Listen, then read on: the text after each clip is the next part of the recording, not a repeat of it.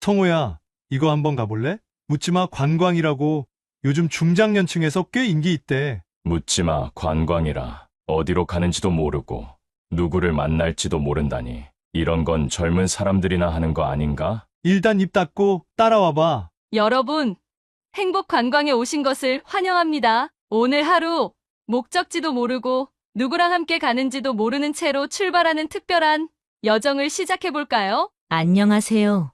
오늘 처음 참여하시는 건가요? 네. 저도 그래요. 내일이면 모든 게 추억이 되겠지만 오늘 밤만큼은 온전히 서로에게 집중해요. 안녕하세요.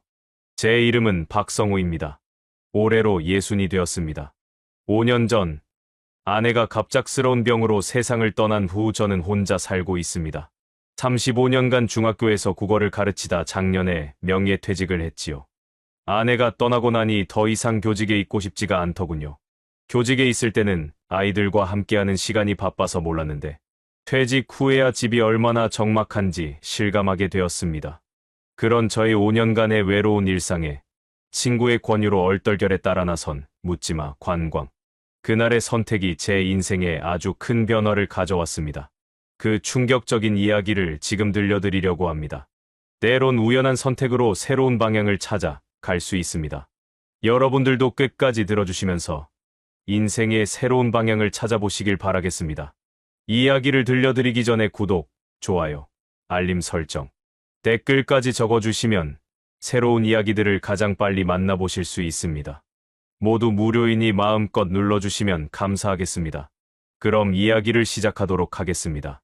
성호야, 이러다 우울증 걸린다. 좀 나가서 사람도 만나고 취미 생활도 해봐. 친구 동석이의 잔소리는 이제 일상이 되었습니다. 한때는 제가 더 활발했는데 아내가 떠나고 나서는 집과 동네, 도서관만 오가는 단조로운 일상을 살고 있었거든요. 아들 진우는 서울에서 직장 생활을 하고 있어 한 달에 한 번 정도 얼굴을 보는 게 전부였습니다. 참, 이거 한번 가볼래? 묻지마 관광이라고 요즘 중장년층에서 꽤 인기 있대. 동석이가 내민 전단지에는 외롭지 않은 하루를 선물합니다라는 문구가 적혀 있었습니다. 처음엔 웃어넘기려 했지만 텅 빈 집에 혼자 앉아 TV만 보며 시간을 보내는 제 모습이 문득 초라하게 느껴졌습니다. 묻지마 관광이라 어디로 가는지도 모르고 누구를 만날지도 모른다니. 이런 건 젊은 사람들이나 하는 거 아닌가? 망설이는 마음으로 며칠을 보내다 결국 용기를 내어 전화를 걸었습니다.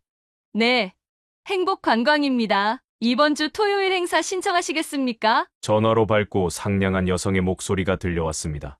그렇게 저는 생애 처음으로 묻지마 관광을 신청했습니다. 묻지마 관광은 생각보다 간단했습니다.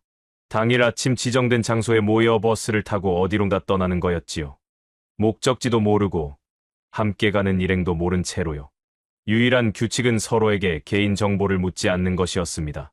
이름, 직업, 사는 곳, 심지어 연락처도요. 그저 하루 낯선 사람과 좋은 시간을 보내는 것이 전부였습니다. 토요일 아침, 집을 나서는 발걸음이 무거웠습니다. 이런 곳에 가서 뭐 하나 싶었지만 아내가 떠난 후 처음으로 새로운 시도를 한다는 생각에 작은 용기가 생겼습니다. 꼭 잘 맞는 구두를 신고 오래된 정장을 꺼내 입었습니다. 거울 속 예순의 제 모습은 긴장으로 굳어 있었습니다. 아, 박성호 선생님 맞으세요? 어서 오세요. 집합 장소에 도착하자 안내원이 제 이름을 부르며 반갑게 맞이했습니다. 주변을 둘러보니 비슷한 연배의 중년 남녀들이 20명 정도 모여 있었습니다. 모두 낯선 얼굴들이었습니다. 그중 몇몇은 저처럼 어색한 표정이었고 또 몇몇은 이미 누군가와 대화를 나누며 즐거워 보였습니다. 여러분, 행복 관광에 오신 것을 환영합니다. 오늘 하루 목적지도 모르고 함께 가는 동행도 모르는 채로 출발하는 특별한 여정을 시작해 볼까요? 진행자의 설명이 이어졌습니다. 규칙은 단순했습니다. 서로의 이름은 알되 성은 말하지 않고 직업과 나이, 사는 곳과 같은 개인 정보는 묻지 않는 것. 오직 현재의 대화와 감정에만 집중하는 것. 그리고 하루가 끝나면 모든 인연도 끝나는 것. 그게 묻지마 관광의 전부였습니다. 선생님, 이쪽으로 앉으시겠어요? 곧 버스가 출발합니다. 안내원이 버스로 안내했고 저는 창가 자리에 앉았습니다. 낯선 상황에 가슴이 뛰었습니다. 35년간 교단에 섰던 제가, 학생들 앞에서 당당하게 수업했던 제가, 이제는 낯선 사람들과의 만남에 이렇게 긴장하고 있다니 우습기도 했습니다. 다들 편안하게 오늘 하루를 즐기세요. 목적지까지는 약 2시간이 걸립니다. 중간에 휴게소에서 잠시 쉬었다 가겠습니다. 버스가 출발하고 창문 너머로 도시의 풍경이 스쳐 지나갔습니다. 점점 번화가를 벗어나 교회로 향하는 듯했습니다. 어디로 가는지 모르는 여정, 그것이 오히려 새로운 설렘으로 다가왔습니다. 선생님, 처음 참여하시는 거죠? 저도 그래요. 친구가 강력히 추천해서 왔어요. 옆자리에 앉은 중년 남성이 말을 걸어왔습니다. 그의 친근한 말투에 긴장이 조금 풀렸습니다. 잠시 대화를 나누다 보니 그도 저처럼 최근에 정년 퇴직했다는 것을 알게 되었습니다. 직업은 묻지 않았지만 비슷한 처지라는 공감대가 형성되었습니다. 오늘 누구와 짝이 될지 궁금하네요. 아침부터 설레서 밥도 못 먹었어요. 그가 웃으며 말했습니다. 신기하게도 저도 비슷한 기분이었습니다. 낯설고 불안하지만 그 안에 작은 기대감이 자리하고 있었습니다. 아내가 떠난 후 5년, 처음으로 마음이 움직이는 느낌이었습니다. 여러분, 잠시 후 목적지에 도착합니다. 오늘 하루 모두에게 특별한 추억이 되길 바랍니다. 진행자의 안내방송이 들려왔습니다. 창밖으로 펼쳐진 풍경은 아름다운 계곡과 울창한 숲이 있는 시골 마을이었습니다. 자연 속에서의 하루, 그리고 낯선 이와의 만남. 어쩌면 이 선택이 제 인생에 작은 변화를 가져올지도 모른다는 생각이 들었습니다. 버스가 목적지에 도착하자 안내원이 모두를 불러 모았습니다. 여러분, 이제부터 각자의 파트너를 소개해드리겠습니다. 참가자들의 얼굴에 기대와 긴장이 교차했습니다. 진행자가 이름을 한 쌍씩 불러내며 서로를 소개시켜 주었고 마침내 제 차례가 왔습니다. 박성우님, 오늘 파트너는 한수연님입니다. 제 앞에 선 여성은 50대 초반으로 보이는 단정하게 묶은 머리에 세련된 원피스 차림이었습니다. 그녀는 부드러운 미소를 지으며 가볍게 고개를 숙여 인사했습니다. 어쩐지 첫눈에 편안함이 느껴지는 사람이었습니다. 안녕하세요. 오늘 하루 잘 부탁드립니다. 그녀의 목소리는 차분하면서도 따뜻했습니다. 제가 어색하게 웃으며 인사를 받자 그녀는 자연스럽게 대화를 이어갔습니다. 처음 만난 사람과의 대화를 이끌어가는 능력이 놀라웠습니다. 산골 마을은 울창한 숲과 맑은 계곡이 있는 아름다운 곳이었습니다. 우리는 마을 구경을 시작했고 시간이 흐를수록 처음의 어색함은 서서히 사라졌습니다. 주연 씨는 자연을 사랑하는 사람이었습니다. 작은 들꽃 하나, 바위에 핀 이끼 하나에도 감탄하며 사진을 찍는 모습이 마치 아이 같았습니다. 점심은 마을의 작은 식당에서 했습니다.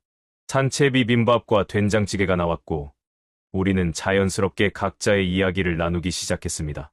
직업이나 사는 곳과 같은 구체적인 개인 정보는 묻지 않는 것이 규칙이었지만 그 외의 이야기는 자유롭게 나눌 수 있었습니다.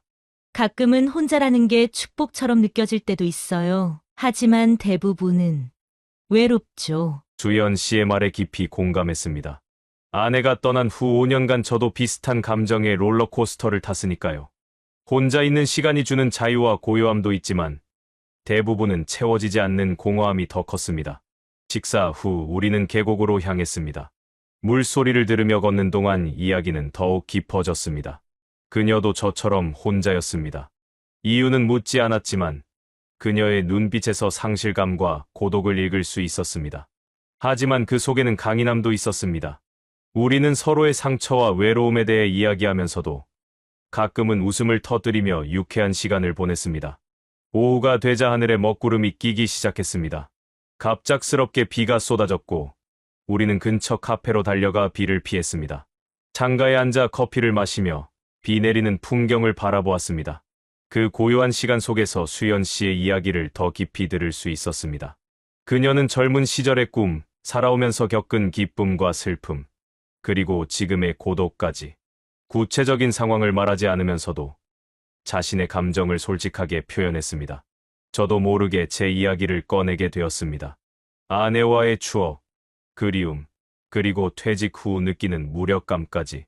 가끔 집에 돌아갈 때면 누군가 기다리고 있으면 좋겠다는 생각을 해요. 불이 켜진 집, 따뜻한 저녁 식사, 그런 소소한 일상이 그립습니다. 저의 솔직한 고백에 수연 씨는 잠시 눈을 감았다가 다시 뜨며 고개를 끄덕였습니다.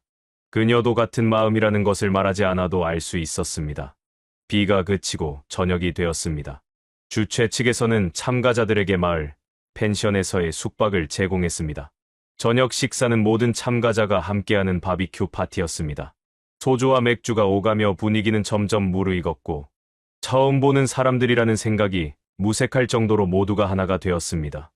밤이 깊어갈수록 수연 씨와 저 사이의 대화는 더욱 친밀해졌습니다. 간간히 우리의 손이 스치기도 했고 눈빛이 마주칠 때면 묘한 설렘이 느껴졌습니다. 파티가 끝나고 각자 방으로 돌아가는 길, 그녀가 제게 물었습니다. 오늘 하루 정말 행복했어요. 당신도 그러셨나요? 단순한 질문이었지만 그 속에 담긴 의미는 깊었습니다. 그 순간 저는 5년 만에 처음으로 진정한 행복을 느꼈다는 것을 깨달았습니다. 수연 씨의 방 앞에서 우리는 잠시 서로를 바라보았고 무언가에 이끌리듯 자연스럽게 가까워졌습니다. 그날 밤, 문을 닫는 소리와 함께 우리 사이의 공기가 미묘하게 달라졌습니다. 수연 씨가 먼저 다가왔고 그녀의 손이 제 손을 감쌌습니다. 5년 만에 처음으로 느껴보는 여자의 체온이었습니다. 떨리는 마음으로 그녀의 눈을 바라보았습니다. 그 깊은 눈동자에는 저와 같은 외로움과 그리움, 그리고 온기에 대한 갈망이 담겨 있었습니다. 수연 씨의 품은 생각보다 더 따뜻했습니다. 그녀의 향기가 코끝을 스치고 부드러운 숨결이 제 목덜미에 닿았습니다. 서로의 입술이 만났을 때 오랫동안 얼어붙어 있던 제 영혼이 서서히 녹아내리는 것을 느꼈습니다.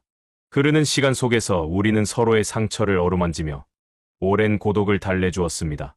내일이면 모든 게 추억이 되겠지만 오늘 밤만큼은 온전히 서로에게 집중해요. 수연 씨의 속삭임에 저는 모든 걱정과 망설임을 내려놓았습니다.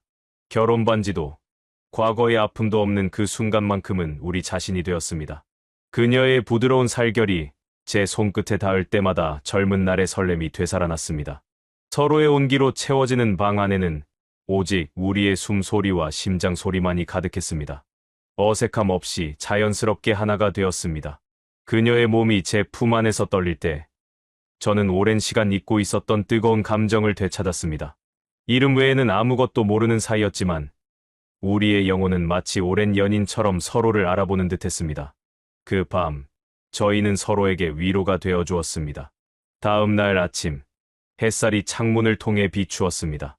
수연 씨는 이미 깨어나 창가에 서 있었습니다. 아침 햇살을 받아 더욱 빛나는 그녀의 모습이 한 폭의 그림 같았습니다. 그녀는 제게 다가와 마지막 포옹을 건넸습니다. 어제는 정말 행복했어요. 아쉽지만 약속대로 여기서 끝이네요. 그것이 묻지마 관광의 규칙이었고 우리는 그 규칙을 존중했습니다. 아침 식사를 함께하고 서울로 돌아가는 버스에 올랐지만 돌아오는 길은 묘하게 어색했습니다. 모두가 자신의 일상으로 돌아갈 준비를 하는 듯했습니다. 서울에 도착해 헤어질 때 수연 씨는 마지막으로 제 손을 꼭 잡았습니다. 그녀의 눈에는 어젯밤의 따스함과 이별의 아쉬움이 동시에 담겨 있었습니다. 우리는 서로의 연락처를 교환하지 않았고 성도 묻지 않았습니다. 그저 성호와 수연으로만 기억될 인연이었습니다. 행복하세요. 진심으로. 그 한마디를 남기고 그녀는 돌아섰습니다. 그날의 기억은 제 마음 한구석에 따뜻한 추억으로 남았지만 일상으로 돌아온 저는 다시 혼자였습니다. 그날 이후 일상으로 돌아갔고 1년이라는 시간이 물 흐르듯 지나갔습니다. 그 사이 저는 지난날의 기억에서 벗어나 새로운 일상을 찾아가고 있었습니다. 은퇴 후의 공허함을 채우기 위해 동네 노인정에서 바둑을 두기도 하고 지역 도서관에서 자원봉사도 시작했습니다. 하지만 가끔 밤이 깊어질 때면 그날의 기억이 불현듯 찾아와 가슴 한구석을 저릿하게 만들곤 했습니다. 아빠, 이번 주말에 시간 있으세요? 오랜만에 같이 점심이라도 먹어요. 대학교 4학년인 딸 지민의 전화였습니다. 아내가 세상을 떠난 후 지민은 제게 더욱 각별해졌습니다. 바쁜 와중에도 가끔 제가 외롭지는 않은지 건강은 괜찮은지 살뜰히 챙겨주는 딸이 고마웠습니다. 토요일 정오 지민이 다니는 대학교 근처 카페에서 만나기로 했습니다. 카페에 도착하자 지민이 활짝 웃으며 손을 흔들었습니다. 대학생이 된 딸의 모습이 어엿한 성인으로 느껴져 가슴이 뭉클했습니다. 아빠, 기다리셨어요? 시험 준비하느라 한동안 못 봤더니 더 마르신 것 같은데 제대로 식사는 하시는 거죠? 지민의 걱정스런 눈빛에 웃으며 고개를 끄덕였습니다. 함께 점심을 먹고 지민이 제안한 대로 남산타워로 향했습니다. 주말이라 사람들로 북적였지만 딸과 함께하는 시간은 소중했습니다. 남산 전망대에서 서울을 내려다보며 커피를 마시고 있을 때였습니다. 지민이 누군가를 발견하고 반가운 표정을 지었습니다. 현정이다. 저기 봐. 아빠, 우리 학교 동기예요. 잠깐 인사하고 올게요. 지민이 저기 멀리 서 있는 여학생에게 달려갔습니다. 두 친구가 반갑게 포옹하는 모습을 보며 미소 짓고 있는데 문득 지민 친구 옆에 서 있는 여성이 눈에 들어왔습니다. 심장이 한번 크게 뛰었습니다.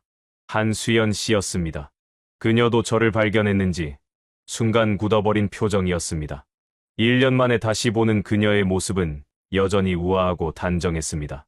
하늘색 원피스에 가벼운 카디건을 걸친 차림이 어쩐지 그날의 모습과 오버랩되었습니다.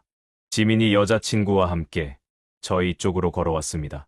아빠, 이쪽은 제 친구 문현정이에요. 현정아, 우리 아빠야. 현정이 공손하게 인사했고 이어서 지민이 수연 씨를 소개했습니다.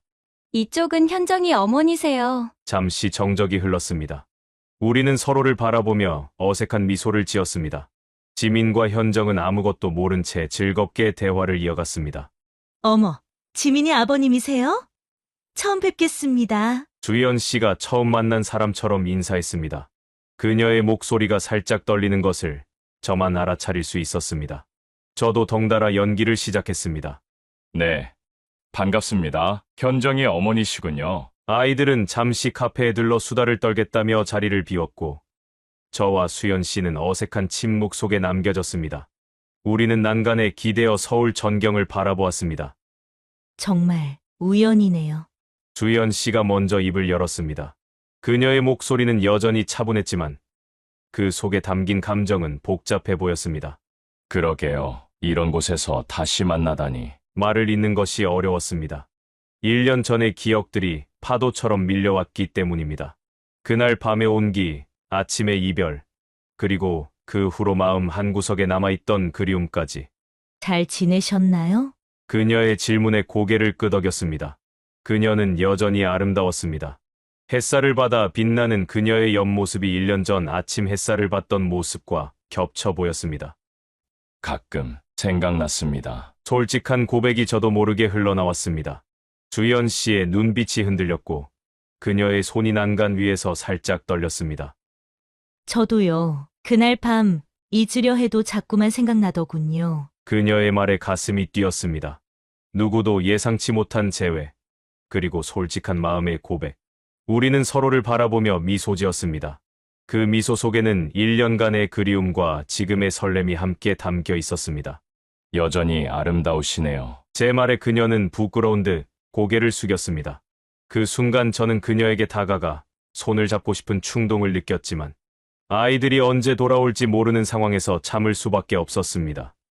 오늘 이후에도 만나 뵙고 싶습니다. 용기를 내어 말했습니다. 주연 씨는 잠시 망설이는 듯 했지만 곧 조용히 대답했습니다. 저도 그러고 싶어요. 하지만 조심스러울 수밖에 없어요. 현정이도 있고. 그녀의 말이 채 끝나기도 전에 아이들의 웃음소리가 들려왔습니다. 지민과 현정이 돌아오고 있었습니다. 우리는 서둘러 대화를 마무리했고 수연 씨는 휴대폰을 달라고 했습니다. 그녀의 휴대폰 연락처를 찍어주더군요. 그날 저녁 집으로 돌아가는 지하철 안에서 창밖을 바라보며 생각에 잠겼습니다. 운명은 때로 우리가 예상치 못한 방식으로 흘러가는 것 같았습니다. 한수연 씨와의 재회는 제게 다시 한번 설렘을 안겨주었고 잊고 있던 감정들을 되살려 주었습니다. 휴대폰 속 그녀의 연락처가 마치 보물처럼 느껴졌습니다. 내일 그녀에게 연락을 할 것인지 아니면 그대로 묻어둘 것인지 고민했습니다. 하지만 마음속으로는 이미 답을 내린 상태였던 것 같습니다. 남산에서의 우연한 만남 이후 수연 씨와 한 번 더 연락을 주고받았습니다. 카페에서 차 한잔 하자는 제안을 조심스럽게 건넸고 그녀도 망설임 끝에 수락했습니다. 하지만 그 약속 당일 그녀에게서 갑작스러운 취소 연락이 왔고 이후 몇 주간 연락이 끊겼습니다. 아마도 우리 사이의 감정이 다시 피어오르는 것이 두려웠던 것 같았습니다. 한 달 정도 지났을 무렵 주말 저녁 딸 지민이 집에 찾아왔습니다. 오랜만에 집밥이 그립다며 찾아온 딸이 반가웠습니다. 지민은 대학 졸업을 앞두고 취업 준비로 바빴지만 가끔씩 이렇게 찾아와 저와 시간을 보내곤 했습니다. 아빠, 오늘은 제가 요리할게요. 아빠는 그냥 편하게 계세요. 지민이 앞치마를 두르고 부엌으로 향했습니다. 냉장고 속 재료들로 간단한 요리를 시작하는 딸의 뒷모습이 문득 아내와 겹쳐 보였습니다. 참 많이 닮았다는 생각이 들었습니다. 식사를 하며 지민의 학교 생활과 친구들 이야기를 듣고 있을 때 문득 그녀가 현정이 이야기를 꺼냈습니다. 아빠 기억나세요? 지난번에 남산에서 만났던 제 친구 현정이요. 고개를 끄덕이며 물었습니다. 응, 당연히 기억하지. 착해 보이던데. 사실 현정이 요즘 좀 힘들어해요. 어머니 때문에. 지민의 말에 귀가 솔깃해졌습니다. 수연 씨 이야기라면 더 알고 싶었습니다. 하지만 지나친 관심을 보이면 이상하게 생각할까 싶어 담담한 척 물었습니다. 왜? 무슨 일 있어? 지민이 한숨을 쉬며 말을 이었습니다.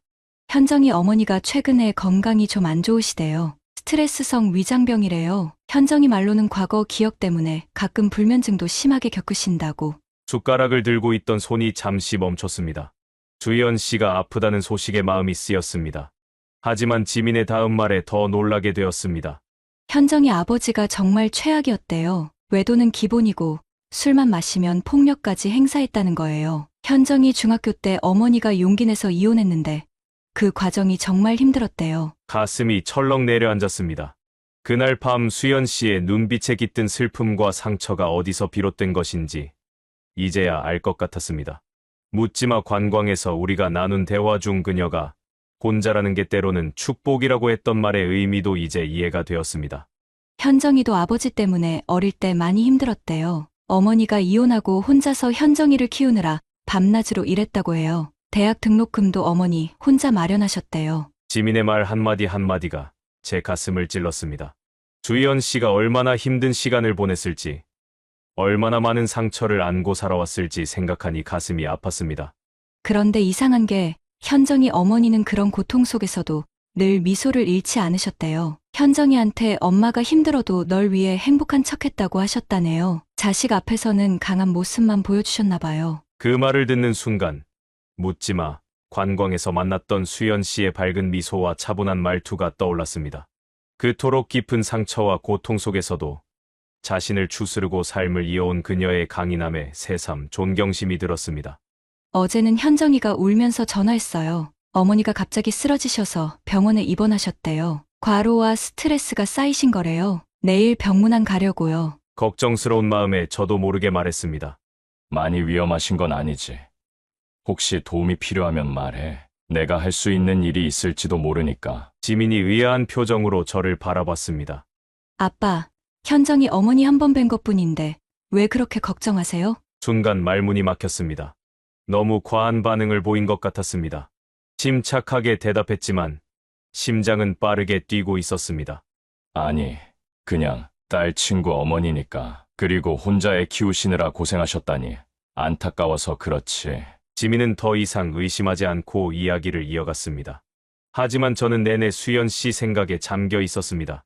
그녀가 겪었을 고통과 외로움, 그리고 용기. 그 모든 것이 제 마음속에 더 깊은 연민과 애정을 불러일으켰습니다. 식사를 마치고 지민이 설거지를 하는 동안 저는 베란다에 나가 밤하늘을 바라봤습니다. 수연 씨의 병실에 꽃이라도 보내고 싶었지만 그럴 수도 없는 노릇이었습니다. 지민에게 이상하게 보일 테니까요. 하지만 그냥 아무것도 하지 않고 있을 수는 없었습니다. 결심을 하고 다시 거실로 들어왔습니다. 지민이 설거지를 마치고 소파에 앉아 있었습니다. 지민아, 내일 현정이 어머니 병문안 갈 때 나도 같이 가면 어떨까? 과일이라도 사가지고. 지민이 놀란 표정을 지었습니다. 아빠가요? 왜요? 침착하게 대답했습니다. 그냥 내 친구 어머니가 혼자서 그렇게 고생하셨다니 안타깝기도 하고 또 내가 교사였으니까 학부모 입장도 이해할 수 있잖아. 위로의 말이라도 전하고 싶어서. 지민이 잠시 생각하더니 고개를 끄덕였습니다. 그래요? 아빠, 현정이도 좋아할 거예요. 요즘 많이 힘들어 하거든요. 그렇게 다음 날 병문안을 가기로 했습니다. 그날 밤 잠자리에 들어서도 수연 씨 생각이 머리에서 떠나지 않았습니다. 그녀가 겪었을 상처와 고통, 그리고 그 모든 것을 견디며 자신의 삶을 지켜온 강인함에 깊은 존경심이 들었습니다. 동시에 그녀를 더 알고 싶다는 마음, 그녀의 곁에서 위로가 되어주고 싶다는 마음이 커져갔습니다. 당신이 얼마나 아팠는지, 얼마나 외로웠는지 이제야 알게 되었습니다. 그리고 그런 당신이 더 소중하게 느껴집니다. 마음속으로 그렇게 중얼거리며 잠이 들었습니다. 내일 어떤 얼굴로 그녀를 만나야 할지, 어떤 말을 건네야 할지 고민이 되었지만 한 가지 확실한 것은 이제 그녀에 대한 제 마음이 단순한 그리움이나 설렘을 넘어 더 깊은 무언가로 변해가고 있다는 사실이었습니다.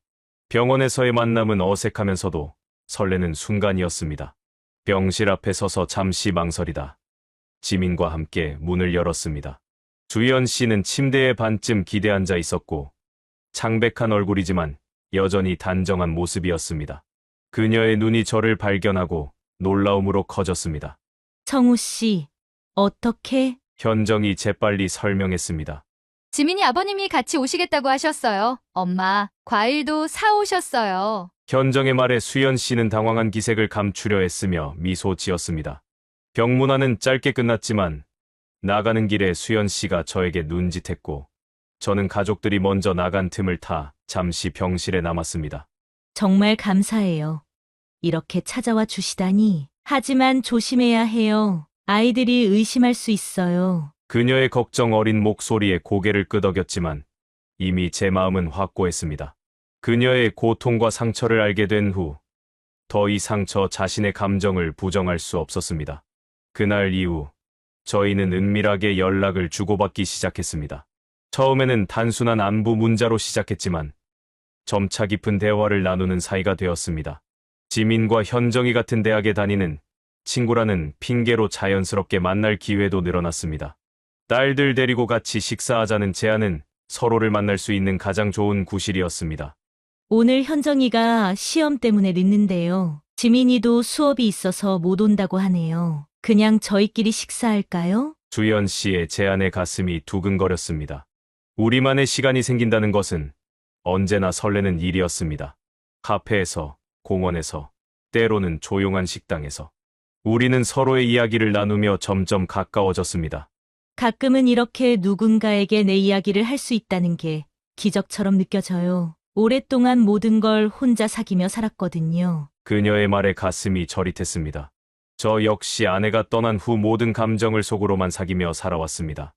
우리는 서로의 상처와 외로움, 그리고 기쁨과 희망을 나누며 다시 사랑이라는 감정을 조금씩 키워갔습니다. 봄이 지나 여름이 시작될 무렵, 저는 그녀에게 진심을 고백했습니다. 한강변 벤치에 앉아 노을을 바라보며 조심스럽게 말을 꺼냈습니다. 수연 씨, 나 이제 솔직해지고 싶어요. 당신을 처음 만났을 때부터 지금까지 내 마음은 변하지 않았어요. 오히려 더 깊어졌습니다. 당신의 상처와 용기, 그리고 따뜻함까지 모든 것이 소중해요. 그녀의 눈에 눈물이 고였습니다. 긴 침묵 끝에 그녀도 비슷한 마음이라고 말해주었고 우리는 조심스럽게 서로의 손을 잡았습니다. 이제는 단순한 위로를 넘어선 진정한 사랑이었습니다. 하지만 행복은 오래가지 않았습니다. 어느 날 저녁, 인적 드문 공원에서 데이트를 마치고 헤어지려는 순간 지민이 우리를 발견했습니다. 그녀는 우연히 그곳을 지나가다 저희를 본 것이었습니다. 주연 씨의 손을 잡고 있던 제 모습을 본 지민의 얼굴이 창백해졌고 충격에 휩싸인 표정으로 그 자리에서 뛰쳐나갔습니다. 지민아, 잠깐만! 급하게 그녀를 따라잡았지만 지민의 눈에는 이미 분노와 배신감이 가득했습니다. 아빠가 어떻게 이럴 수 있어요? 엄마가 돌아가신 지 고작 5년밖에 안 됐는데 엄마 생각은 안 해요? 이게 엄마한테 하는 짓인가요? 지민의 목소리가 떨렸습니다. 그녀의 눈에서 눈물이 흘러내렸고 그 모습에 가슴이 찢어지는 것 같았습니다. 지민아, 이건 내가 생각하는 그런 게 아니야. 아빠도 사람이야. 외롭고 쓸쓸한 시간을 보내왔어. 그럼 엄마는요? 엄마는 행복하셨을 것 같아요? 아빠 혼자라고 이렇게, 그것도 현정이 엄마랑, 어떻게 친구 엄마랑 그럴 수 있어요? 너무 창피해요. 지민의 말 한마디 한마디가 비수처럼 가슴을 찔렀습니다. 그녀의, 아니 어쩌면 제 자신의 죄책감이 말을 막아섰습니다. 지민은 흐느끼며 돌아섰고 그 뒷모습을 바라보며 저는 움직일 수 없었습니다. 그날 밤, 지민은 집에 돌아오지 않았습니다. 친구 집에서 자겠다는 차가운 문자 한 통만 보냈을 뿐이었습니다. 그 다음 날도 그녀는 제 전화를 받지 않았고 집에도 들어오지 않았습니다. 주연 씨와도 불가피하게 연락을 줄여야 했습니다. 그녀 역시 현정에게 상황을 설명하기가 쉽지 않았으니까요. 딸들의 친구 관계마저 망칠 수는 없었습니다. 지민과의 갈등은 시간이 지날수록 더 깊어졌습니다. 처음에는 아버지의 새로운 관계를 받아들이기 어려워하는 정도였지만 이제는 적극적으로 저를 피하기 시작했습니다. 집에 들어오는 시간을 최대한 늦추거나 주말에는 친구 집에서 지내며 저와의 마주침을 피했습니다. 그마저도 집에 있을 때는 방문을 꼭 닫아두고 나오지 않았습니다. 어느 날 저녁, 오랜만에 함께 식사를 하게 되었습니다. 지민이 드물게 일찍 돌아와 식탁에 앉아 있는 모습을 보고 반가웠습니다. 하지만 그녀의 표정은 여전히 차가웠고 눈빛에는 말하지 않은 원망이 가득했습니다. 오늘은 일찍 왔네. 뭐 먹고 싶은 거라도 있어? 밝게 물었지만 지민은 그저 고개를 저었습니다. 냉장고에서 남은 반찬을 꺼내 간단히 저녁상을 차렸습니다. 밥을 먹는 내내 무거운 침묵만이 흘렀습니다. 아빠, 이제 그만하면 안 돼요? 갑작스러운 지민의 질문에 숟가락을 든 손이 멈췄습니다. 그녀의 목소리는 떨리고 있었습니다. 엄마가 돌아가시고 이제 우리는 서로밖에 없잖아요. 그런데 아빠는 다른 여자랑, 그것도 제 친구 엄마랑. 지민의 눈에 눈물이 고이기 시작했습니다. 그동안 쌓아두었던 말들이 쏟아져 나오는 것 같았습니다. 그녀의 마음이 얼마나 아팠을지 생각하니 가슴이 저렸습니다. 지민아, 아빠도 사람이야. 외롭고 쓸쓸한 시간을 보내왔어. 주연 씨를 만나고 난 후 비로소 다시 살아있는 것 같다고 느꼈어. 제 진심을 전하고 싶었지만 지민의 얼굴은 점점 더 굳어갔습니다. 그녀는 자리에서 벌떡 일어났습니다. 난 절대 받아들일 수 없어요. 엄마 기억도 없이 다른 여자와 행복해지는 아빠를 볼 때마다 엄마한테 너무 미안해요. 차라리 아빠가 없는 게 나을 것 같아요. 그 말을 남기고 지민은 방으로 달려가 문을 쾅 닫았습니다. 그녀의 마지막 말이 가슴을 찔렀습니다. 내가 딸에게 이렇게 깊은 상처를 주고 있었다니. 식탁에 홀로 남아 차가워진 밥을 바라보며 긴 한숨을 내쉬었습니다. 그날 밤 수연 씨에게 전화를 걸었습니다. 지민과의 갈등에 대해 솔직하게 이야기했습니다. 수연 씨도 현정과 비슷한 문제를 겪고 있다고 했습니다. 처음에는 이해하는 듯했던 현정도 점점 어머니의 새로운 관계에 불편함을 표현하기 시작했다고 합니다. 청호 씨, 우리 이대로 괜찮을까요? 아이들이 이렇게 힘들어하는데. 수연 씨의 목소리에는 깊은 고민이 묻어 있었습니다. 저도 같은 고민을 하고 있었습니다. 아이들의 행복과 우리의 행복, 어느 것을 먼저 생각해야 할지 갈등이 깊어갔습니다. 2주가 지난 어느 날, 수연 씨와 카페에서 만났습니다. 그녀의 얼굴은 지쳐 보였고 눈가에는 깊은 그림자가 드리워져 있었습니다. 두 사람 다 지난 시간 동안 많은 생각을 한 듯했습니다. 청호 씨, 많이 생각해봤어요. 우리 이대로는 안 될 것 같아요. 그녀의 목소리가 떨렸습니다. 이미 예상했던 말이었지만 실제로 듣게 되니 가슴이 무너지는 것 같았습니다. 아이들이 우리 때문에 상처받는 걸 더 이상 지켜볼 수 없어요. 특히 지민이 그 아이가 얼마나 힘들어하는지 알아요. 제가 엄마를 일찍 여인 터라 그 마음 너무 잘 알거든요. 수연 씨의 눈에서 눈물이 흘러내렸습니다. 그녀도 이 결정이 얼마나 어려운지 알 수 있었습니다.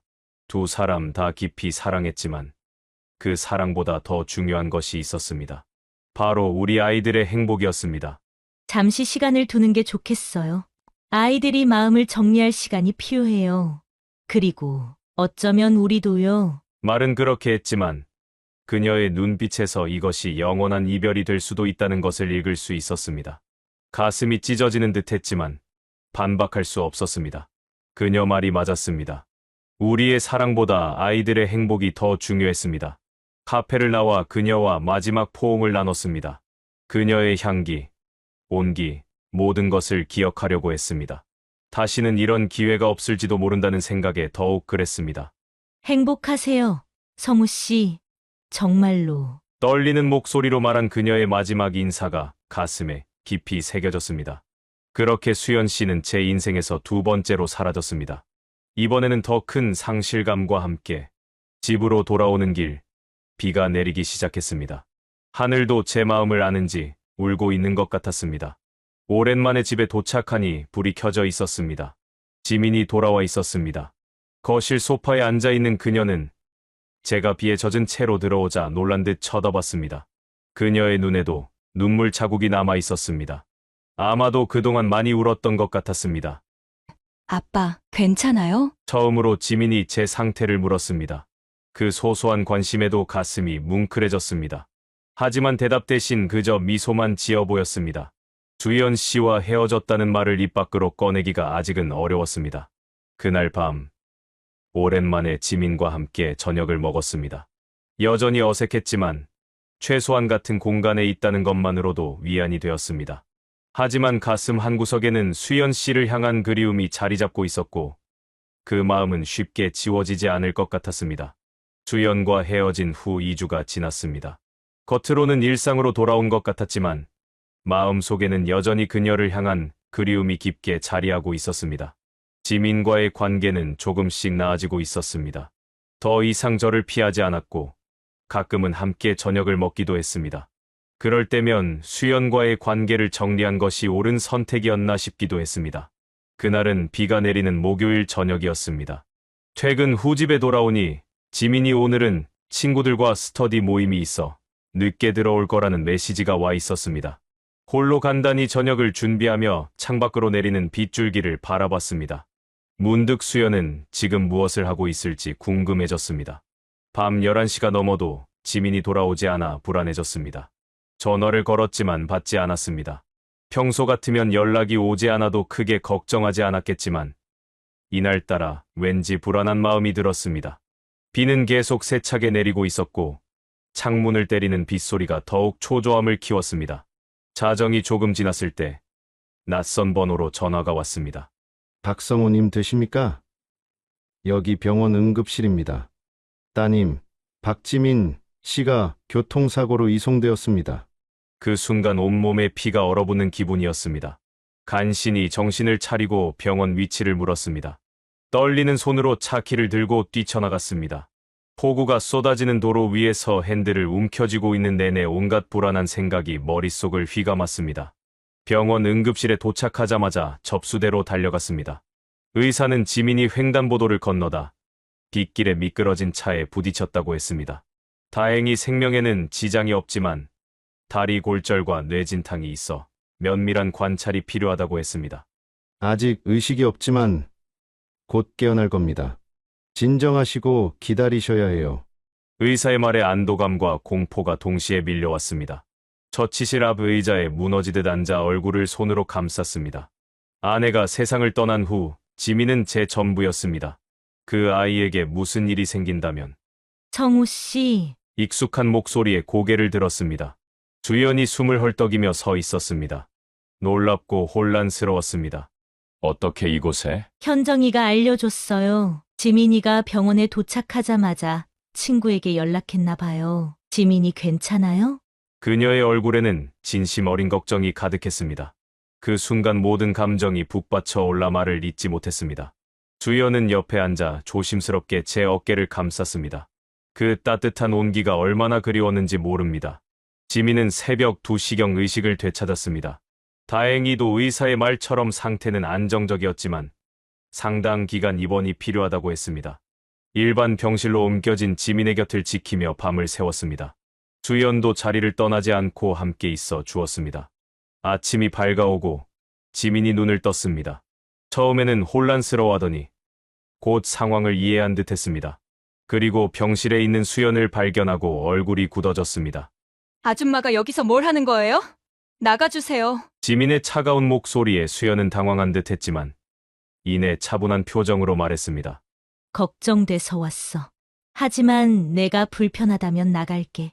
주연은 짐을 챙겨 병실을 나갔고 지민은 제게 따가운 시선을 보냈습니다. 왜 아줌마한테 연락한 거예요? 내가 얼마나 싫어하는데. 지민의 목소리는 약했지만 그 안에 담긴 분노는 강했습니다. 저는 진실을 말할 수밖에 없었습니다. 아빠가 연락한 게 아니야. 현정이가 엄마에게 알려준 것 같아. 수연 씨는 정말 걱정해서 온 거야. 지민은 고개를 돌려 창밖을 바라봤습니다. 그 눈빛에는 여전히 불신과 거부감이 가득했습니다. 아픈 몸 상태에도 수연을 향한 경계심을 늦추지 않는 딸의 모습이 안타까웠습니다. 수연은 그 후로도 매일 병원을 찾아왔습니다. 지민이 거부감을 표현해도 아랑곳하지 않고 항상 미소를 지으며 필요한 것을 챙겨왔습니다. 직접적으로 지민을 간호하지는 못했지만 제게 도움을 주는 방식으로 존재감을 나타냈습니다. 제가 집에 다녀올 동안 병실 밖에서 기다리기도 하고 깨끗한 옷과 맛있는 음식을 가져오기도 했습니다. 왜 계속 오는 거예요? 아빠랑 이제 아무 사이도 아니잖아요. 지민의 날카로운 질문에 수연은 침착하게 대답했습니다. 현정이가 내 딸이자 가장 친한 친구인데 이런 상황에 내가 가만히 있을 수 없었어. 너도 내게는 소중한 사람이야. 수연의 진심 어린 말에 지민은 더 이상 아무 말도 하지 않았습니다. 여전히 경계하는 눈빛이었지만 처음처럼 노골적으로 내쫓지는 않았습니다. 그것만으로도 작은 진전이라고 느껴졌습니다. 병원 생활이 일주일째 되던 날, 수연은 지민이 좋아한다는 책을 가져왔습니다. 지민이 자고 있는 동안 조용히 병실에 들어와 침대 옆 테이블에 책을 놓았습니다. 예언한 지민은 책을 발견하고 의아한 표정을 지었습니다. 이건 현정이가 내가 좋아하는 책이라고 알려줬어? 시간이 많이 지루할 텐데 읽으면 도움이 될까 해서. 지민은 수연을 바라보다가 눈을 내리깔았습니다. 그리고 무언가 말하려는 듯 하다가 그만두었습니다. 책을 들어 첫 페이지를 펼쳤고 그것으로 대화는 끝났습니다. 하지만 적어도 책을 던져버리거나 거부하지는 않았습니다. 미미한 변화였지만 그래도 변화였습니다. 매일 밤 지민이 잠든 후 병원 카페테리아에서 수연과 커피를 마셨습니다. 그녀의 얼굴은 피곤해 보였지만 여전히 아름다웠습니다. 자신의 일과 지민의 간호를 병행하느라 쉽지 않을 텐데도 한 번도 힘들다는 내색을 하지 않았습니다. 왜 이렇게까지 하는 거예요? 지민이는 당신을 원하지 않는데. 숨겨둔 질문을 꺼냈습니다. 주연은 잠시 창밖을 바라보더니 천천히 입을 열었습니다. 지민이 걱정이 제일 많이 됐지만 솔직히 말하자면 당신도 보고 싶었어요. 헤어졌다고 해서 갑자기 모든 감정이 사라지는 건 아니잖아요. 도움이 필요한 순간에 내가 할 수 있는 일을 하고 싶었을 뿐이에요. 그녀의 말에 가슴이 뭉클해졌습니다. 주연은 자신의 이익을 위해서가 아니라 순수한 마음으로 우리를 돕고 있었습니다. 그것도 지민의 차가운 시선과 거부감을 감내하면서 말입니다. 지민의 퇴원이 가까워지던 어느 날, 처음으로 의미 있는 변화가 있었습니다. 주연이 가져온 죽을 지민이 조금 먹었던 것입니다. 물론 맛있다고 칭찬하거나 감사 인사를 하지는 않았지만, 그래도 완전히 거부하지 않았다는 것이 큰 의미가 있었습니다. 조금만 더 먹어볼래? 체력 회복에 좋을 거야. 주연의 권유에 지민은 여전히 차가운 표정이었지만 그래도 몇 숟가락을 더 먹었습니다. 제게는 작은 기적처럼 느껴졌습니다. 아직 지민의 마음은 완전히 열리지 않았지만 작은 틈이 생기기 시작한 것 같았습니다. 병원에서의 날들이 계속되며 수연의 헌신적인 모습은 변함이 없었습니다. 그리고 지민의 완고한 태도도 조금씩, 아주 조금씩 누그러지는 듯했습니다. 아직 갈 길이 멀었지만 작은 희망의 빛이 보이기 시작했습니다. 병원 생활이 2주째로 접어들었습니다. 지민의 상태는 점차 호전되고 있었습니다. 이제는 부축을 받아 병실 안을 걸을 수도 있었고 식욕도 조금씩 돌아왔습니다. 의사는 회복 속도가 예상보다 빠르다며 긍정적인 소견을 보였습니다. 하지만 여전히 퇴원까지는 시간이 필요했고 저와 수연은 번갈아가며 병실을 지키고 있었습니다. 어느 날 오후 회사 일로 잠시 병원을 비웠던 저는 예상보다 일찍 돌아왔습니다. 병실 문 앞에 도착했을 때 문이 살짝 열려 있어 안을 들여다볼 수 있었습니다. 놀랍게도 지민과 수연이 대화를 나누고 있었습니다. 지민은 여전히 경계하는 듯했지만 적어도 수연의 말을 듣고 있었습니다. 수연은 지민의 머리를 부드럽게 빗어주며 자신의 젊은 시절 이야기를 들려주고 있었습니다. 그녀도 어릴 적 교통사고로 다리를 다쳐 오랫동안 병원 생활을 했다는 것, 그때 자신을 헌신적으로 간호해준 어머니의 사랑을 잊지 못한다는 이야기였습니다. 나도 내 나이 때는 모든 것이 부모님 뜻대로 되는 게 답답했어. 특히 내 인생의 중요한 결정들을. 하지만 지금 생각해보면 그건 다 나를 위한 마음에서였던 것 같아. 주연의 부드러운 목소리가 병실에 울려 퍼졌습니다. 지민은 무언가 말하려는 듯 입을 열었다가 다시 다물었습니다. 그녀의 눈빛에 이전과는 다른 감정이 스쳐 지나가는 것 같았습니다. 다음 날, 지민의 친구들이 병문안을 왔습니다. 병실은 갑자기 활기를 띠었고 오랜만에 지민의 웃음소리가 들렸습니다. 주연은 조용히 뒤로 물러나 친구들과 시간을 보낼 수 있도록 배려했습니다. 하지만 떠나려고 할 때 뜻밖의 일이 일어났습니다. 아줌마, 가지 마세요. 친구들이 아줌마가 가져다 준 간식 정말 맛있다고 하는데. 지민의 말에 모두가 놀랐습니다. 처음으로 지민이 수연에게 자발적으로 말을 건넨 것이었습니다. 그것도 함께 있어달라는 요청을. 수연의 눈빛이 흔들렸고 미소 지으며 다시 자리에 앉았습니다. 친구들이 돌아간 후 지민은 며칠 동안 변함없이 자신을 돌봐준 수연을 새롭게 바라보는 듯했습니다. 이전처럼 노골적인 적대감은 보이지 않았고 가끔은 작은 대화도 나누었습니다. 물론 여전히 조심스럽고 거리감은 있었지만 분명히 변화가 시작되고 있었습니다. 3주차에 접어든 어느 날 지민의 담당 의사가 병실을 찾아왔습니다. 퇴진 후 중요한 검사가 있다며 지민을 데리고 갔고 저와 수연은 병실에 남았습니다. 잠시 후 병실로 돌아온 지민의 표정이 어두웠습니다. 의사는 새로운 검사 결과에 따라 다리 재활 치료를 더 오래 받아야 할 수도 있다고 했습니다. 아빠, 나 이대로 걸을 수 있게 될까요? 다시 예전처럼. 지민의 떨리는 목소리에 가슴이 아팠습니다. 그동안 용감하게 견뎌왔지만 이제야 불안과 두려움이 표면으로 드러난 것 같았습니다. 저는 위로의 말을 찾지 못했습니다. 그때 수연이 지민의 손을 조심스럽게 잡았습니다. 지민은 놀랐지만 손을 빼지 않았습니다. 지민아, 넌 반드시 다시 걸을 수 있어. 아니, 뛰고 춤추고 모든 걸 할 수 있을 거야. 내가 얼마나 강한 아이인지 봤거든. 그리고 우리가 함께 할 거야. 주연의 확신에 찬 목소리에 지민의 눈에 눈물이 고였습니다. 그리고 처음으로 아주 조금이지만 수연의 손을 꼭 쥐었습니다. 그 작은 제스처가 얼마나 큰 의미를 가지는지 저와 수연은 알고 있었습니다. 그날 밤 지민이 깊이 잠든 후 병원 정원에서 수연과 이야기를 나눴습니다. 봄이 오는 길목, 살랑이는 바람이 기분 좋게 느껴졌습니다. 오늘 지민이의 표정이 달랐어요. 처음으로 저를 진짜 사람으로 보는 것 같았어요. 주연의 목소리에는 감동과 설렘이 담겨 있었습니다. 저도 같은 생각이었습니다. 지민의 마음에 변화가 시작된 것 같았습니다. 다음 날 아침, 지민의 담당 간호사가 흥미로운 이야기를 들려주었습니다.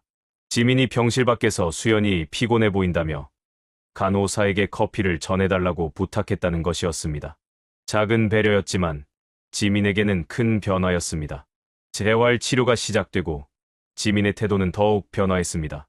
주연이 치료 일정을 꼼꼼히 체크하고 치료사와 상담하고 집에서도 할 수 있는 간단한 운동법을 찾아오는 모습을 지켜보며 지민은 감동을 받은 듯했습니다. 특히 수연이 자신의 일정을 조정해가며 매번 재활치료에 동행하는 모습은 지민에게 깊은 인상을 남겼을 것입니다.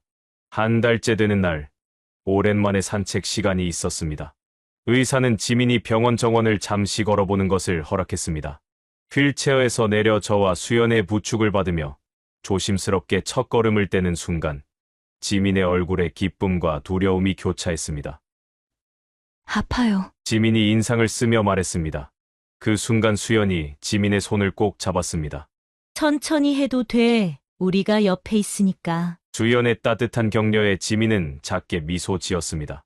그리고 다시 한 걸음을 내디뎠습니다. 그 모습을, 아니 두 사람이 손을 잡고 있는 모습을 보며 가슴이 뭉클해졌습니다. 그날 밤, 처음으로 지민이 수연에게 직접 질문을 던졌습니다. 병실로 돌아와 휴식을 취하던 중이었습니다. 아줌마는 정말 아빠를 좋아하는 거예요? 갑작스러운 질문에 수연은 잠시 말을 잊었습니다. 그녀는 지민을 바라보다가 진지한 표정으로 대답했습니다. 응, 정말 좋아해. 너희 아빠는 내게 특별한 사람이야. 하지만 그것보다 더 중요한 건 내 마음이야. 내가 불편해한다면 나는 물러설 수 있어. 주연의 솔직한 고백에 지민은 한동안 아무 말도 하지 않았습니다. 그녀의 눈빛에는 혼란스러움과 함께 이전에는 보이지 않던 따뜻함이 감돌았습니다.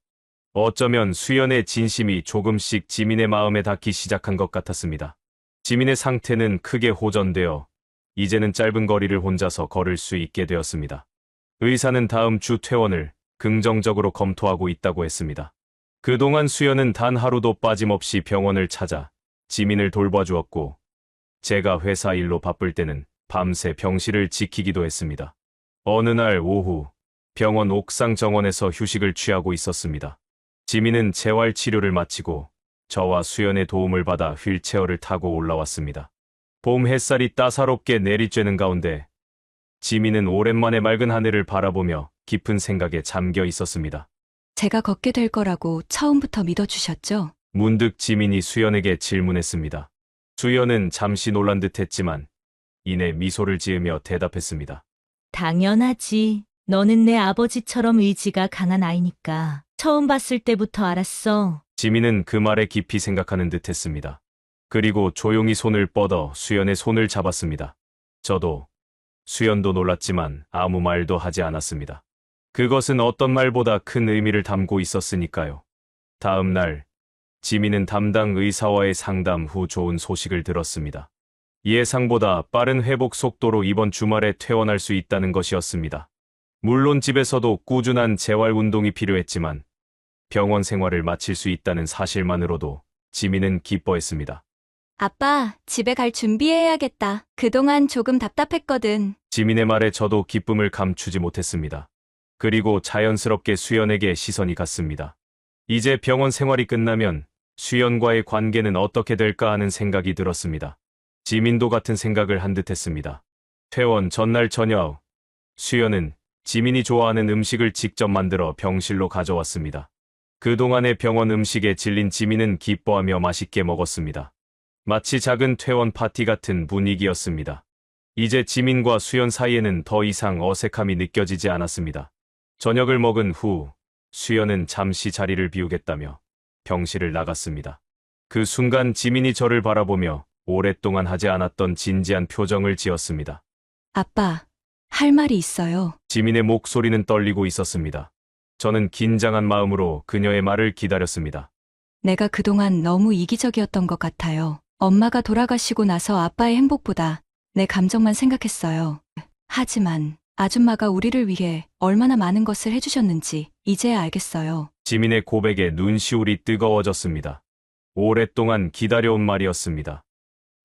그래서 아빠가 아줌마와 함께하는 것 이제 괜찮아요. 아빠도 행복할 권리가 있으니까 엄마도 분명 그렇게 생각하실 거예요. 지민의 말에 가슴이 벅차올랐습니다. 한동안 말을 잇지 못하고 그저 딸을 꼭 안아주었습니다. 지민도 저를 꼭 안으며 작게 흐느꼈습니다. 그렇게 우리는 오랫동안 서로를 안고 있었습니다. 지민아, 정말 고마워. 내 마음을 알아줘서. 하지만 내가 널 사랑하는 마음은 절대 변하지 않아. 그리고 엄마의 자리를 누구도 대신할 수 없어. 지민은 고개를 끄덕이며 미소 지었습니다. 더 이상의 말은 필요 없었습니다. 우리의 마음이 이미 통했으니까요. 병실 문이 열리고 수연이 돌아왔습니다. 그녀는 우리 둘의 분위기를 감지하고 잠시 망설이는 듯했습니다. 지민이 손짓하며 그녀를 불렀습니다. 아줌마, 제가 할 말이 있어요. 수연은 조심스럽게 다가와 지민 옆에 앉았습니다. 그녀의 눈빛에는 긴장감이 어려 있었습니다. 그동안 제가 아줌마에게 많이 못되게 굴었어요. 정말 미안해요. 아줌마가 저와 아빠를 위해 얼마나 많은 것을 희생하셨는지 이제야 제대로 보게 됐어요. 나중에는 엄마라고 부를 수 있을 것 같아요. 수연의 눈에 눈물이 고였습니다. 지민은 용기를 내어 수연의 손을 잡았습니다. 아빠가 행복해 보여요. 아줌마와 함께 있을 때 제가 그걸 방해하고 싶지 않아요. 앞으로는 아줌마도 우리 가족으로 받아들일게요. 수연은 말없이 지민을 안아주었습니다. 두 사람의 포옹을 지켜보며 마음 한구석이 따뜻해졌습니다. 오랜 시간이 걸렸지만 마침내 지민은 수연의 진심을 받아들였고 저의 행복을 진심으로 응원해 주었습니다. 퇴원하는 날, 병원 로비에서 마지막 절차를 밟고 있을 때였습니다. 주연이 저에게 다가와 작은 목소리로 물었습니다. 이제 어떻게 되는 거예요? 우리. 그녀의 목소리에는 설렘과 불안이 섞여 있었습니다. 저는 망설임 없이 그녀의 손을 잡았습니다. 다시 시작하는 거예요. 이번에는 제대로 함께. 지민은 그 모습을 보고 환하게 웃었습니다. 아직은 서툴고 어색할지 모르지만 우리 셋은 이제 새로운 가족으로서의 첫걸음을 내딛고 있었습니다. 집으로 돌아가는 차 안에서 지민이 문득 말했습니다. 그동안 쌓였던 마음을 드디어 내려놓은 듯했습니다. 아빠, 아줌마 우리 집에 자주 초대해요. 같이 요리도 배우고 싶고, 아니면 함께 살아도 괜찮을 것 같아요. 그럼 저랑 현정이랑 자매 되는 거예요? 지민의 갑작스러운 농담에 수연과 저는 웃음이 나왔습니다. 그리고 백미러로 수연을 바라보니 그녀도 부끄러운 듯 미소 짓고 있었습니다. 앞으로의 일들이 기대되었습니다. 새로운 시작, 새로운 가족의 이야기가 이제 막 시작되려 하고 있었습니다. 지민의 퇴원 후 한 달이 지났습니다. 그동안 수연은 주말마다 우리 집에 방문해 지민의 재활 운동을 도와주고 맛있는 음식을 만들어 주었습니다. 처음에는 어색했던 분위기도 이제는 자연스러워졌고 세 사람이 함께하는 시간이 늘어갔습니다. 지민과 수연은 특히 요리를 함께하며 가까워졌습니다. 지민이 엄마의 레시피를 수연에게 알려주고 수연은 자신만의 비법을 지민에게 전수해주는 모습이 보기 좋았습니다. 아빠, 이번 주말에 뭐 할 거예요? 금요일 저녁, 지민이 갑자기 물었습니다. 특별한 계획은 없었기에 고개를 저었습니다. 그럼 제가 좋은 계획이 있어요. 현정이네 가족이랑 같이 나들이 가는 건 어때요? 춘천 호수공원에 벚꽃이 예쁘게 폈대요. 지민의 제안에 놀랐습니다. 그동안 수연과 지민, 그리고 현정까지는 가끔 만났지만 우리 두 가족이 함께 시간을 보내는 것은 처음이었습니다. 토요일 아침, 설레는 마음으로 준비를 했습니다. 주연에게 전화를 걸어 만날 시간을 확인했고 피크닉 도시락도 준비했습니다. 지민은 평소보다 더 신경 써서 옷을 골랐고 저도 오랜만에 깔끔하게 차려입었습니다. 약속 장소에 도착하니 수연과 현정이 이미 와 있었습니다. 수연은 환한 미소로 우리를 맞이했고 현정은 지민과 반갑게 인사를 나눴습니다. 두 딸은 마치 오랜 친구처럼 팔짱을 끼고 앞서 걷기 시작했습니다. 두 사람이 참 잘 어울리네요. 주연의 말에 고개를 끄덕였습니다. 우리 또한 자연스럽게 나란히 걸으며 딸들의 뒤를 따랐습니다. 주연의 손이 제 손을 스치자 조심스럽게 그 손을 잡았습니다. 그녀는 놀라는 듯 했지만 이내 부드럽게 손을 맞잡았습니다. 호수공원은 벚꽃이 만개의 장관을 이루고 있었습니다. 하늘색 호수 위로 흩날리는 벚꽃 잎들이 마치 눈이 내리는 것 같았습니다. 네 사람은 호수가 내려다 보이는 언덕에 돗자리를 펴고 준비한 도시락을 나눠 먹었습니다. 지민과 현정은 셀카를 찍느라 바빴고 우리는 그 모습을 흐뭇하게 지켜봤습니다. 이렇게 행복해도 될까요? 주연이 작은 목소리로 물었습니다. 그녀의 눈에는 행복과 함께 약간의 불안이 스쳐 지나갔습니다. 아마도 이 모든 것이 꿈처럼 느껴지는 모양이었습니다. 저도 같은 마음이었습니다. 우리 모두 행복할 자격이 있어요. 당신도, 나도, 아이들도. 그녀의 손을 꼭 잡아주었습니다. 잠시 후 지민과 현정이 뭔가를 속삭이더니 킥킥 웃으며 우리에게 다가왔습니다. 우리끼리 좀 돌아다닐게요. 두 분은 천천히 데이트하세요. 지민의 말에 우리 둘 다 당황했지만 두 딸은 이미 웃으며 달려가고 있었습니다. 홀로 남겨진 우리는 잠시 어색한 웃음을 지었습니다. 이내 수연의 손을 잡고 호수 주변을 천천히 걷기 시작했습니다. 지금이 꿈만 같아요. 1년 전 그날 처음 만났을 때는 이렇게 될 줄 몰랐어요. 주연의 말에 그날의 기억이 새록새록 떠올랐습니다. 서로에 대해 아무것도 모른 채 시작된 그 하루가 이렇게 우리의 인생을 바꿔놓을 줄 누가 알았을까요? 운명이었나 봐요. 우리의 만남은. 주연은 미소 지으며 고개를 끄덕였습니다. 우리는 벚꽃가지 아래에서 잠시 걸음을 멈추었습니다. 벚꽃 잎들이 두 사람 위로 흩날리는 그 순간 저는 용기를 내어 그녀에게 청혼했습니다. 주연 씨, 앞으로 계속 함께 해주세요. 나의 남은 인생을. 갑작스러운 청혼에 수연의 눈이 커졌습니다. 그리고 이내 그녀의 눈에서 눈물이 흘러내렸습니다. 네, 기꺼이 당신과 함께 할게요. 언제까지나. 그녀의 대답을 듣는 순간 세상 모든 소리가 멈춘 것 같았습니다. 멀리서 환호성이 들렸습니다. 고개를 돌려보니 지민과 현정이 우리를 향해 손을 흔들고 있었습니다. 두 딸은 우리의 모습을 지켜본 모양이었습니다. 그들의 얼굴에는 축하와 기쁨이 가득했습니다. 그날 밤 아이들은 현정의 집에서 자기로 했습니다. 주연을 집으로 초대했고 오랜만에 두 사람만의 시간을 가졌습니다. 촛불을 켜고 와인을 마시며 이야기를 나누었습니다. 우리의 과거, 현재, 그리고 함께할 미래에 대해. 그때 묻지마 관광에서 처음 봤을 때 당신이 이렇게 내 인생을 바꿔놓을 줄 알았나요? 주연의 질문에 고개를 저었습니다. 그날은 단지 외로운 마음을 달래기 위한 선택이었을 뿐 이렇게 큰 행복을 가져다 줄 줄은 꿈에도 몰랐습니다. 하지만 지금은 알아요. 당신이 내 운명이라는 걸. 그 말과 함께 수연을 품에 안았습니다. 촛불빛에 비친 그녀의 얼굴은 1년 전보다 더 아름다웠습니다. 그때는 서로의 아픔을 잠시 잊기 위한 위로였다면 지금은 진심으로 서로를 사랑하는 마음이 가득했습니다. 주연의 입술에 부드럽게 키스했고 그녀도 열정적으로 응답했습니다. 와인 향기와 그녀의 체향이 어우러진 달콤한 키스였습니다. 그녀의 손이 제 등을 감싸 안았고 저는 그녀를 더 가까이 끌어당겼습니다. 침실로 향하는 동안에도 우리의 손은 떨어지지 않았습니다. 달빛이 스며드는 방 안에서 서로의 옷을 천천히 벗기며 다시 한번 서로의 온기를 확인했습니다. 1년 전 그날 밤의 기억이 떠올랐지만 오늘 밤은 더 특별했습니다. 이제는 단순한 육체적 위로가 아닌 영혼의 결합과도 같았으니까요. 당신을 다시 만난 건 제 인생 최고의 행운이에요. 주연의 귓가에 속삭이며 그녀의 목선에 입술을 맞추었습니다.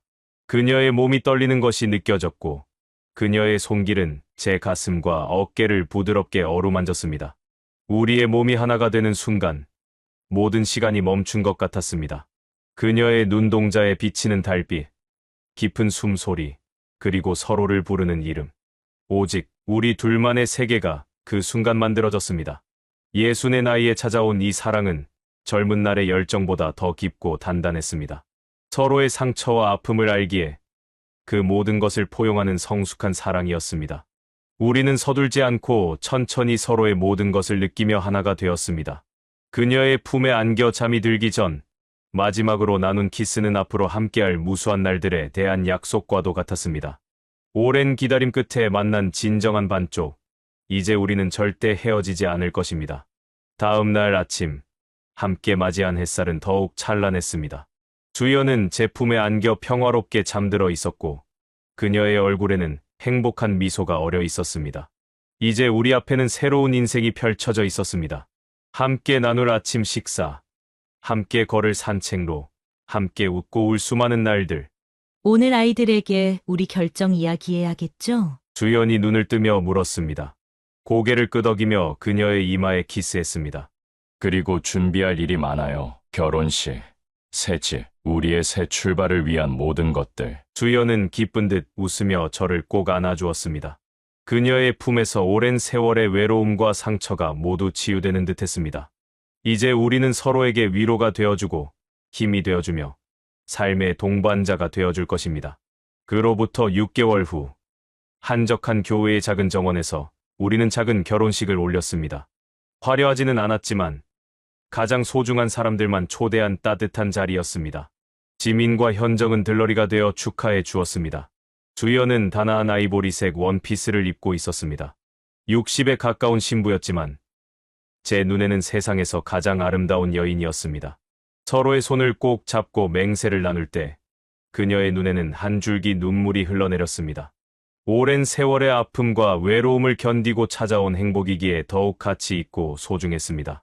사람들이 우리를 보면 묻곤 해요. 어떻게 이 나이에 새로운 사랑을 시작할 수 있냐고. 하지만 나는 이제야 진짜 사랑이 무엇인지 알게 된 것 같아요. 피로 연중의 수연이 제게 속삭였습니다. 그녀의 말에 깊이 공감했습니다. 젊은 시절의 사랑은 열정과 설렘이 가득했지만 지금의 사랑은 서로의 상처와 부족함까지도 품어안는 더 깊고 성숙한 것이었습니다. 우리는 결혼 후 새 집으로 이사했습니다. 지민과 현정이 자주 방문할 수 있도록 두 딸의 학교와 직장에서 멀지 않은 곳이었습니다. 아담한 정원이 있는 집은 마치 우리의 새 출발을 상징하는 것 같았습니다. 주연은 정원에 다양한 꽃과 채소를 심었고, 저는 작은 서재를 꾸몄습니다. 함께 요리하고 산책하고 책을 읽는 소소한 일상이 우리에게는 큰 행복이었습니다.